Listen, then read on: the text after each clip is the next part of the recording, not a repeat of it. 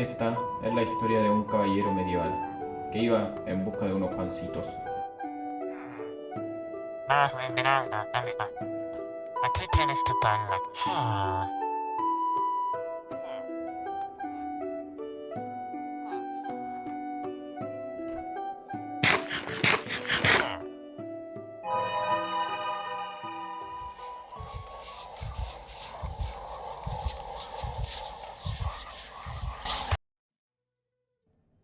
Esperemos que esté bien.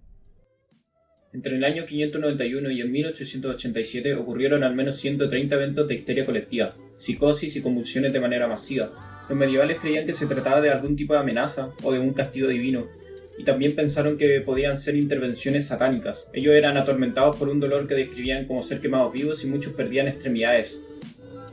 Si quieres saber el motivo de todo esto y su relación con la migraña, quédate en el video. Siento decepcionarte, esto no es ningún tipo de evento paranormal o algún tipo de intervención satánica, sino que es obra de un hongo, el Claviceps purpurea. Para ponerlo simple, el Claviceps purpurea es un hongo capaz de infectar el centeno y otros cereales, aunque el centeno es el más importante en este contexto. El micelio de este hongo toma una forma de resistencia cuando hace frío que se denomina esclerocio. Estos esclerocios reemplazan el lugar de los granos y tienen una forma en media luna, de color marrón o morado. Estos sobresalen de las espigas pudiendo alcanzar hasta 6 centímetros de longitud, y en la época medieval los españoles le llamaban cornizuelo al esclerocio debido a que tiene una forma de cuerno, mientras que los franceses le llamaban ergot, que significa espolón, ya que lo encontraban similar a las patas de los gallos, aunque también a veces cornizuelo y ergot se usan como sinónimo del hongo, como referirse a Claviceps purpurea, y no como un estadio de esto. En el fondo los términos se entremezclan.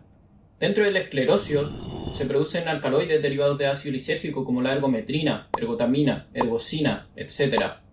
Ácido lisérgico probablemente te suena, ya que la dietilamida de ácido lisérgico es el LSD. La intoxicación con estos alcaloides es lo que produce la enfermedad conocida como ergotismo. Evidentemente, en la época medieval no sabían esto, así que no retiraban el cornezuelo de sus cosechas y se mezclaba con los otros granos. Esto también ocurría en la Edad Moderna. El conjunto de estos alcaloides actúa en diversos receptores, como son los de serotonina, dopamina y adrenérgicos en diversos órganos y en el sistema nervioso central. El ergotismo se divide en dos formas, la gangrenosa y la convulsiva. La forma gangrenosa es producida principalmente, pero no únicamente, por la ergotamina, que produce la activación de los receptores alfa-adrenérgicos produciendo la contracción del músculo liso arterial, y por la disposición que tienen estas fibras se produce una vasoconstricción. Este receptor alfa-adrenérgico tiene una función fisiológica normal, que es ser activado por las catecolaminas, la noradrenalina y la adrenalina. Esto en respuesta ante el estrés, deporte o bajas de presión. En el fondo, la ergotamina interfiere con el funcionamiento normal del receptor, y esta en dosis altas, como ocurre en esta intoxicación alimentaria, produce una vasoconstricción severa que termina deteniendo el flujo o reduciéndolo considerablemente a diferentes regiones del cuerpo. Pero sobre todo se produce vasoconstricción de la arteria femoral, perdiendo flujo hacia las piernas, y el otro lugar comúnmente afectado es el miembro superior. Esto puede llevar a la amputación del miembro afectado. La forma gangrenosa sigue la siguiente secuencia de eventos. En la primera fase ocurre fatiga y confusión, a veces náusea y vómitos, dolor quemante en las extremidades afectadas. Por este dolor quemante se le denomina también fuego de San Antonio. Luego de varias semanas la mano o pie afectado por el dolor se inflama y aparece un dolor violento en ese mismo lugar, así como una sensación alternante de frío o calor. En la siguiente fase desaparece el dolor y se produce pérdida de sensibilidad del miembro afectado. Se producen ampollas rojas o azules, la piel se vuelve seca, decamada, fría y azul. En la última fase la extremidad se vuelve negra y necrótica, a lo que los medievales se referían como putrefacción. En casos extremos, los dedos de los pies se caían sin dolor o pérdida de sangre debido a la total falta de flujo producida por la vasoconstricción. Generalmente el ergotismo gangrenoso terminaba en la muerte. También pueden ocurrir otros síntomas, por ejemplo la vasoconstricción de las arterias coronarias produce un dolor opresivo en el tórax, debido a que el corazón se está infartando. Por otro lado está la forma convulsiva. Esta comienza de manera similar a la gangrenosa. Ocurre fatiga, confusión, síntomas gastrointestinales como náuseas y vómitos. Y luego viene una sensación que se describe como si hormigas caminaran por las extremidades, que ocurre generalmente en las piernas, y luego ocurre dolor en las extremidades. Ocurren movimientos involuntarios produciéndose torsiones en los troncos y las extremidades, flexiones de las muñecas y de los dedos, extensión o flexión de los tobillos. Las personas afectadas estaban somnolientas, delirantes, letárgicas, melancólicas o maníacas, podían tener alucinaciones y visión doble. Algunos de los afectados también sufrían sudoración excesiva, fiebre, rigidez muscular y espasmos musculares. A medida que progresaba la enfermedad, el tronco podía doblarse tanto por los espasmos musculares que el cuerpo parecía enrollarse en una bola.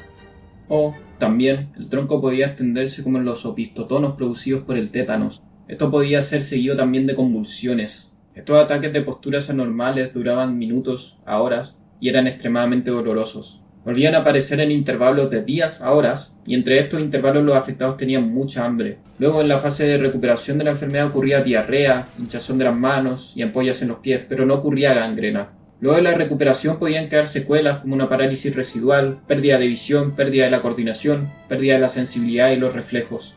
Algo curioso es que por lo general en las epidemias de ergotismo o todos los afectados tenían la forma convulsiva o todos tenían la forma gangrenosa. Existen teorías de por qué pudo darse esto. Una de estas dice que podría ser por la diferencia de contenido en alcaloides dependiendo del ambiente en el que se encuentra el Claviceps purpurea. Esta descripción de los signos y síntomas data del 1860, esto debido a que actualmente se reconoce el hongo como causa de la enfermedad y se evita que quede en el centeno u otros cereales. Y la forma convulsiva solo se da por consumo de cornezuelo, de manera que en humanos actualmente es casi inexistente. Los casos actuales de ergotismo son raros y se dan por sobredosis de ergotamina. Esto debido a que la ergotamina se usa actualmente como medicamento para la migraña. Es importante señalar que es todavía un campo de estudio el saber por qué se produce la migraña, a modo extremadamente general, ya que este fenómeno es en realidad extremadamente complejo. La migraña vendría siendo producida por lo que se llama la depresión cortical propagada, una onda de depolarización descontrolada por la corteza cerebral. Esto activaría el nervio trigémino que inerva la vasculatura de la dura madre, una capa de las meninges que recubren el cerebro. Cuando ocurre esto, sus terminales nerviosos liberan péptidos vasodilatadores como el CGRP. El CGRP también produce la activación de mastocitos, lo que lleva a inflamación y a la sensibilización de las fibras nociceptivas del nervio trigémino. La combinación entre vasodilatación, inflamación y sensibilización dan al lugar el dolor pulsátil de la migraña. La ergotamina activa los receptores de serotonina 1B, produciendo la vasoconstricción de la vasculatura que irriga la dura madre, disminuyendo de esta manera el dolor. La otra manera en que actúa es a través del receptor de serotonina 1D, localizado en terminales nerviosos, inhibiendo la transmisión a través del nervio trigémino. La ergotamina se usa para detener los ataques de migraña, aunque actualmente está siendo reemplazada por fármacos como los triptanes, antagonistas del CGRP y entre otros, debido a que es por lo general menos efectiva y tiene más efectos adversos, como vómitos y náuseas por ejemplo. Está contraindicada contra personas con enfermedad vascular periférica, que estén embarazadas, con enfermedad coronaria, hipertensión o con algún deterioro hepático o renal. No se puede usar en conjunto con ciertos fármacos como los inhibidores de la proteasa usados en tratamiento de VIH, algunos macrólidos que son antibióticos, los azoles que son fármacos antifúngicos. Si es que se administra con estos fármacos se puede producir una vasoconstricción severa y posiblemente un ergotismo gangrenoso. Pero todo está bien mientras no se abuse del fármaco o se use con algunas de sus contraindicaciones. Me da pereza decir las dosis que se toman del fármaco, pero aquí las dejo. Hay que recordar que hay más alternativas de tratamiento, por lo que siempre se debe consultar con un médico. Además, este es un medicamento con receta, a pesar de que hay mucha automedicación. También es muy importante mencionar que es muy fácil que alguien caiga en dependencia del fármaco, ya que este mismo puede producir dolor de cabeza, haciendo que la persona vuelva a consumir ergotamina y se genera un círculo vicioso. Este es el final del video, no creí que se alargaría tanto. Estoy cansado de editar. Del cornezuelo también surgen otros fármacos que pensaba abordar, pero el video quedaría demasiado largo.